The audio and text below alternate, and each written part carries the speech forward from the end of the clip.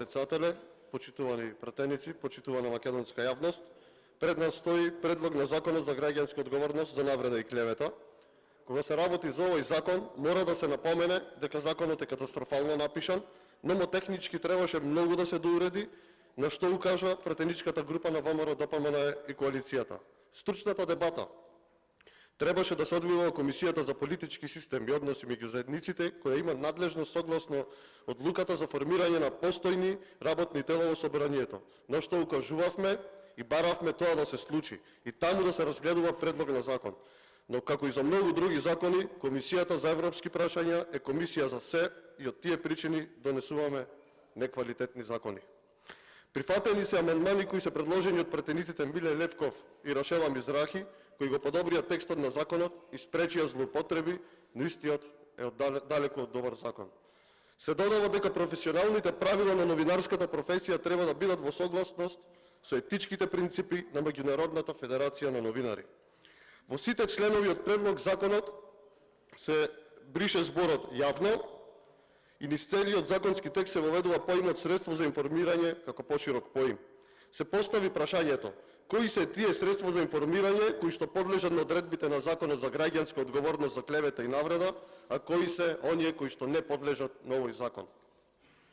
Интернет блоговите, форумите, социјалните мрежи, пребарувачите требаше точно да се дефинира, но не ги прифатија забелешките кои ги изнесовме на комисијата.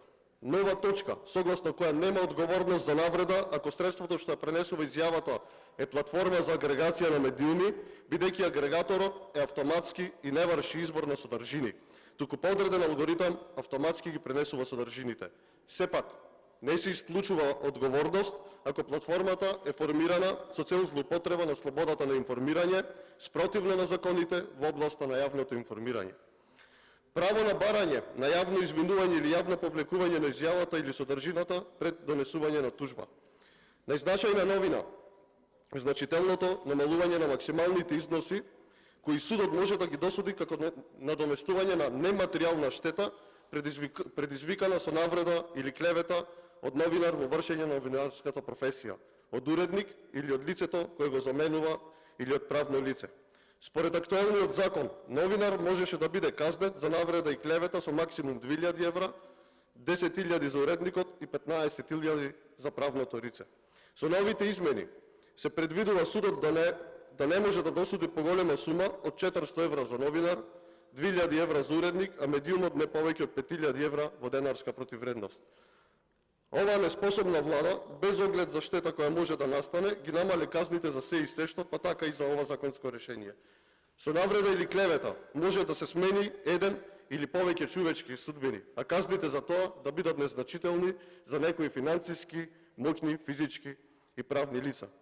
Ние носиме закон, односно закон за граѓанска одговорност за навреда и клевета, кој што постои и сега, но очигледно дека први кои што не го почитуваат се сада само и владата. Како што беше случајот најсвеж, би го потенцирал со Никола Николовски Боемот, една млада жртва, каде што беше топ тема на сите вести и медиуми, беше неговото приведување и класифицирање како осомничен, што предизвика голем немир и поделеност помеѓу јавноста и граѓаните. Целосната партизација на МВР под водство на Оливер Спасовски и злоупотребата на Министерството за партиски и лични цели доведува до сериозен, демократски, професионален и стручен дефицит. Па затоа и се случи едно мирно, младо, перспективно момче од почитувано семејство на брутален начин да заврши во полиција со претрес во неговиот дом. И живувањето врз Никола и уште еден доказ дека ништо не сме научиле. Ништо не е сменето и повторно се живее гадното време на комунизмот. Никола е жртва на бруталната комунистичка хунта која апси како во оние црни времиња само затоа што поради себе влече маса на млади луѓе кои се противат на власта. Никола е насилнички изваден од кафич додека со другарите пиел кафе со десеттици полицајци и потоа е малтретирано и неговото семејство во неговиот дом.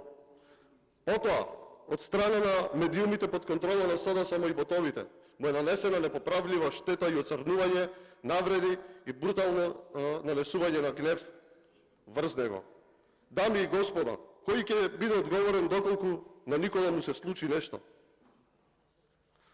Сакам да пренесам и дел од неговото излагање, откако се види дека лицето Никола Николовски, познат како боемот на социјалните мрежи, не е вистинскиот сторител, сакам да пренесам и дел од неговата реакција. Слободната мисла е повредна од секоја закана, притисок или уцена. Нема да ме замолчите, само ќе ме направите посилен. Вчера бев изложен на јавен линч, закани и ликувања за моја осуда. Ова е цената на јавното искажување став во Македонија. Ниту имам мотив, ниту имам потреба да вознемирувам цели фамилии со дојавите за бомба во средните училишта. Очигледно, некому му пречи мојата работа со профилот боемот, моите сваќања, ставови, безкомпромисност во борбата за подобро утро, независност од политиката и слободната мисла. Да не го читам целиот статус, пораката е дека она кое што вие тука формално само се залагате и го имплементирате, истото не го почитувате. Ви благодарам.